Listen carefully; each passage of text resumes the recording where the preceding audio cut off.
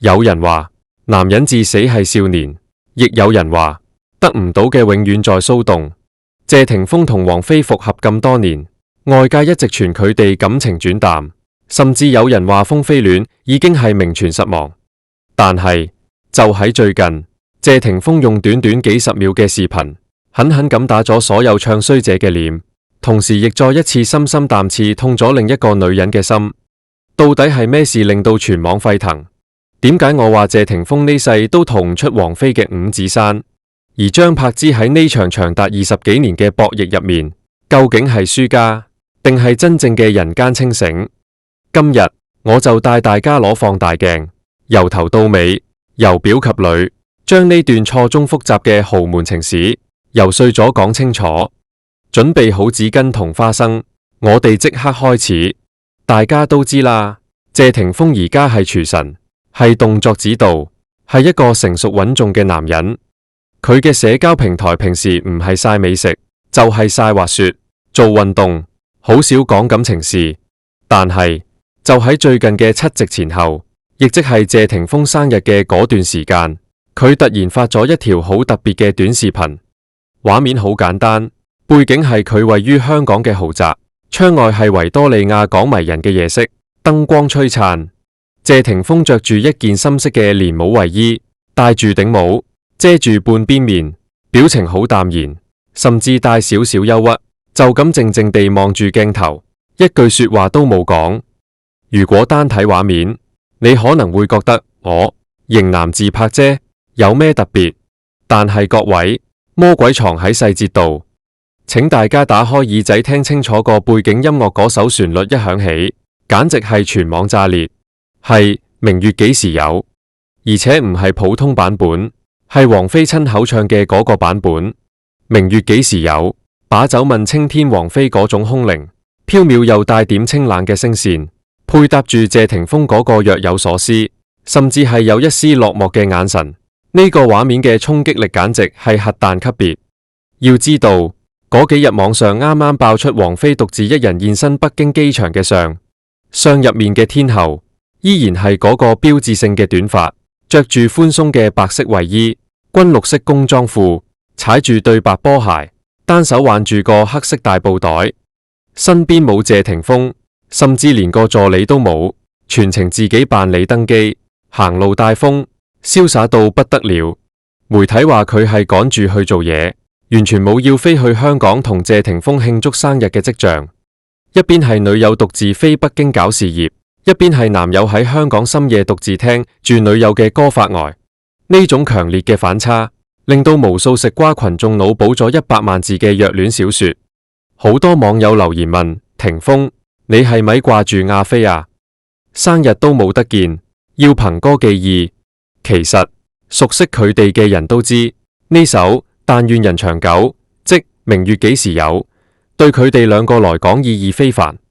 呢首歌本身就係講思念，講人有悲歡離合，月有陰晴圓缺。謝霆鋒喺自己生日咁重要嘅時刻，唔揀自己嘅歌，唔揀快樂嘅歌，偏偏揀咗王菲呢首帶住淡淡哀愁嘅經典金曲。你話佢心入面冇事，打死我都唔信啦。這一個細微嘅舉動，其實直接印證咗我接下來要講嘅重點。喺呢段關係入面，謝霆鋒從來都係被動嘅、仰望嘅嗰一個，佢始終冇真正走出過王菲俾佢畫下嘅那個圈。我哋好自然就會諗起另一個女主角張柏芝，好多人到今時今日都仲會問點解啊？論樣貌，張柏芝後生嗰陣簡直係神顏；論年紀，佢同謝霆鋒同年，係真正嘅金童玉女；論付出，佢連命都俾埋謝家生咗2個仔。點解謝霆鋒最後揀嘅依然係大佢11年、離過2次婚嘅王菲？要解開呢個謎題，我哋就要撕開當年風之戀嗰層糖衣包裝，睇下裏面真實嘅情感溫度。外界一直覺得謝霆鋒同張柏芝係天造地設，大家回憶下，2000幾年嗰陣，謝霆鋒係頂着星二代光環出道嘅叛逆少年，台上掟吉他，台下飆車，型到裂開。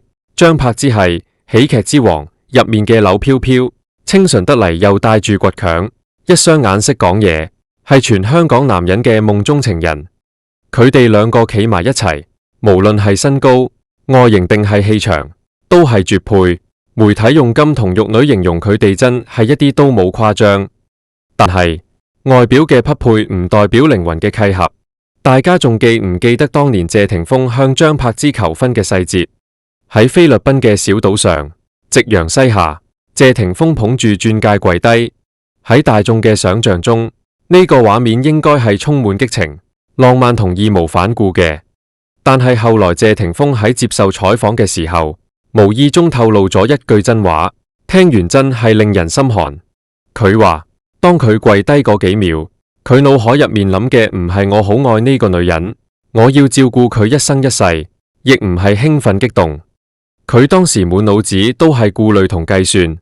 佢話佢當時好驚張柏芝唔答應，驚自己花咗咁多時間精力籌備嘅求婚會泡湯，驚自己冇面。你細品一下呢種心態，一個男人向心愛嘅女人求婚，第一反應唔係幸福，而係驚失敗。這說明乜嘢？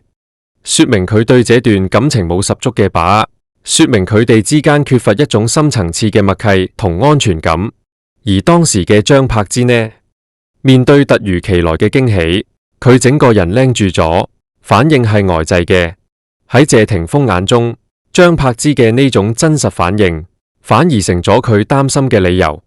佢冇第一時間去解讀張柏芝嘅驚喜，而係喺度計較佢點解唔即刻點頭。呢個細節其實一早已經暗示咗兩人情感嘅底色，佢哋之間存在住巨大嘅情感溫差。張柏芝嘅愛係熱烈嘅，甚至係有啲瘋狂嘅，佢恨不得將成個心挖出嚟俾你睇。但謝霆鋒嘅愛係慢熱嘅、理智嘅，甚至係有保留嘅。當年佢哋結婚，某種程度上係因為時機。嗰陣謝霆鋒同王菲分手，處於情感空窗期，又加上想要成家立室證明自己成熟咗，而張柏芝一直渴望家庭，渴望被愛，兩個寂寞嘅靈魂撞埋一齊，以為可以互相取暖，殊不知大家追求嘅根本係兩種唔同嘅溫暖。喺未嫁俾謝霆鋒之前，張柏芝絕對唔係一個乖乖女。1998年出道，佢嘅情史精彩程度其實唔輸謝霆鋒。最早同風火海嘅朱永棠拍拖，兩人出雙入對，之後同陳曉東嘅冬之戀更加係轟動一時。雖然最後搞到互爆黑料收場，中間仲傳過同黎明、陳小春等人嘅緋聞。嗰陣嘅張柏芝愛玩、任性，甚至有啲離經叛道。佢從來都唔掩飾自己嘅真性情。但係當佢認定咗謝霆鋒之後，佢真係徹底變咗一個人。為咗做謝家嘅新抱，為咗維繫呢段婚姻，佢幾乎放棄咗自己如日中天嘅事業。大家要知道，嗰陣係張柏芝顏值同演技嘅巔峰期，幾多大導演攞住支票同劇本排隊求佢拍戲。有傳話當時有導演開出天價片酬，劇本都係度身訂造嘅女主角，只要佢點頭，隨時可以再攞影后。但係張柏芝拒絕咗，佢睇住強伯入面嘅小朋友，睇住個家，佢選擇咗息影。佢由一個被萬人追捧嘅大明星，變成咗一個會戴住口罩、着住衛衣去超市買餸鮮奶，會喺公園陪仔玩到成身汗嘅普通阿媽。最令我哋印象深刻嘅，肯定係2008年嗰單驚動全球嘅艷照門事件。嗰件事對張柏芝嘅打擊係毀滅性嘅。面對鋪天蓋地嘅謾罵同羞辱，當時嘅謝霆鋒展現出咗男人嘅擔當。佢公開講咗一句：唔使擔心，有老公喺度。呢句說話當時感動咗無數人。我相信張柏芝亦係因為呢句說話，以為自己真係揾啱咗人，以為呢次風波會令佢哋嘅感情更加堅固。佢以為呢句承諾係免死金牌，係一世嘅定心丸。可現實係殘酷嘅，感動唔等於愛，責任亦唔等於激情。就算張柏芝生咗 Lucas 同 Quintus 兩個咁得意嘅仔，就算佢將屋企打理得井井有條，謝霆鋒嘅心似乎始終冇真正停留喺呢個屋企度。後來嘅幾年，媒體越嚟越少影到佢哋一家四口溫馨嘅畫面。謝霆鋒開始瘋狂工作、拍戲、做後期，搞公司，佢將精力全部投入到事業入面。佢返屋企嘅時間越嚟越少，陪仔嘅時間更加係屈指可數。張柏芝嘅全心付出，換嚟嘅係越嚟越長嘅等待同寂寞。佢以為只要自己夠乖、夠忍、夠賢淑，就可以留住浪子嘅心，但佢唔明白，浪子回頭通常唔係因為個案夠穩，而係因為佢心入面嗰個人反咗嚟。好多人攞張柏芝同王菲比，通常都係比樣、比年紀。如果單睇呢啲世俗嘅標準，王菲大謝霆鋒11歲，離過2次婚，生咗2個女，個女仲要唔係同一個老豆。照計喺傳統觀念入面，佢係處於劣勢嘅。但係感情世界邊有得計數㗎？王菲有一樣嘢係張柏芝窮盡一生都學唔嚟嘅，嗰樣嘢叫鬆弛感。張柏芝嘅愛係緊繃嘅，係用力過猛嘅。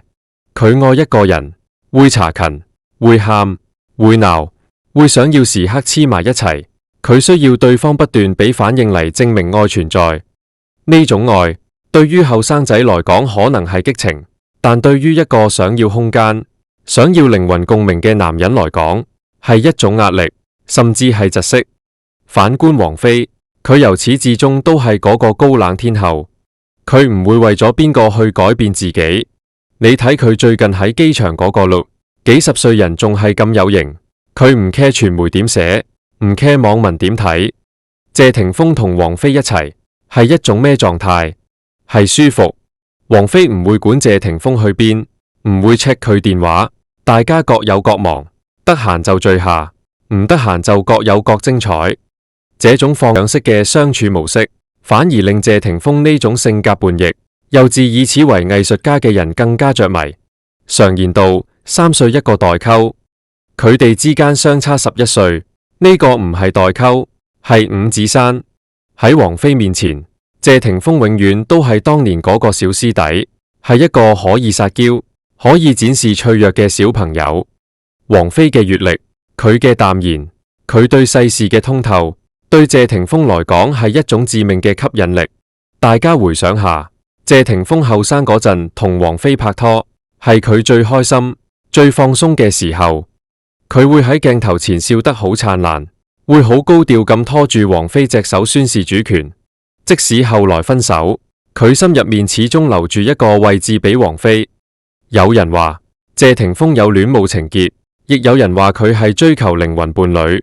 無論點都好，事實就係，即使同張柏芝結咗婚，生咗仔，經歷咗咁多風風雨雨，只要王菲一點頭，謝霆鋒就會毫不猶豫咁返去佢身邊。呢個就係所謂嘅一物治一物。王菲嘅獨立同清醒，剛好克死咗謝霆鋒嘅糾結同深沉。謝霆鋒用一首《明月幾時有》嚟懷念唔喺身邊嘅女友，其實就係話俾全世界聽，我無論去到幾遠，飛得幾高，條線始終喺王菲手入面。張柏芝輸咗老公，但佢贏咗2個仔。你睇下 Lucas 同 Quintus， 而家大個仔啦，幾生性幾靚仔。張柏芝喺社交平台分享嘅日常，雖然冇咗愛情嘅滋潤，但充滿咗母愛嘅光輝。佢將全部心機放喺小朋友身上，小朋友就係佢最大嘅依靠同成就。佢由一個甚至有啲神經質嘅女明星，蛻變成為一個強大、堅韌嘅單親媽媽。呢份成長，難道唔係另一種勝利咩？王菲呢，佢從來都唔志在輸贏，佢活喺自己嘅世界入面，唱歌、信佛、談戀愛，隨心所欲。佢唔需要一張婚書嚟證明咩，亦唔需要謝霆鋒時時刻刻陪住。佢要嘅係愛，而唔係佔有。呢種境界係好多人一世都修煉唔到嘅。至於謝霆鋒，佢終於唔使再喺責任同真愛之間掙扎。佢造返自己中意嘅廚師，拍自己中意嘅電影，身邊有自己最愛嘅人。佢喺2個女人之間兜兜轉轉20年，終於揾返自己最舒服嘅位置。那個深夜嘅視頻，嗰首循環播放嘅《明月幾時有》，可能係謝霆鋒對王菲嘅思念，亦可能係佢對這幾十年荒唐而又真實嘅人生嘅一種感嘆。人有悲歡離合，月有陰晴圓缺，此事古難全。蘇東坡這句詞寫盡了千古遺憾，亦寫盡了佢哋三個人嘅故事。你覺得謝霆鋒深夜聽王菲嘅歌，係咪真係暗示緊佢離唔開王菲？定係你覺得張柏芝先係最值得同情嗰個？謝霆鋒辜負咗佢嘅青春？又或者你最欣賞王菲嗰種關你咩事嘅瀟灑態度？歡迎喺評論區留低你嘅睇法。如果你鍾意我今日嘅分析，記得點讚、訂閱，再順手轉發俾你身邊一齊食瓜嘅朋友。